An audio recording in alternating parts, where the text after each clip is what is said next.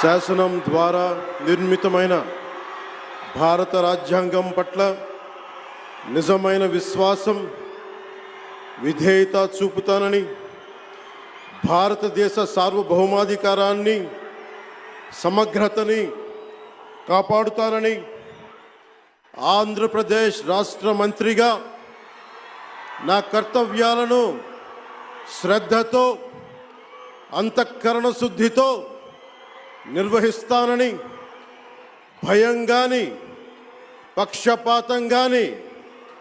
రాగద్వేషాలు కానీ లేకుండా రాజ్యాంగాన్ని, శాసనాలని అనుసరించి ప్రజలందరికీ న్యాయం చేకూరుస్తానని దైవ సాక్షిగా ప్రమాణం చేస్తున్నాను. నేను కొణిదెల పవన్ కళ్యాణ్ అనే నేను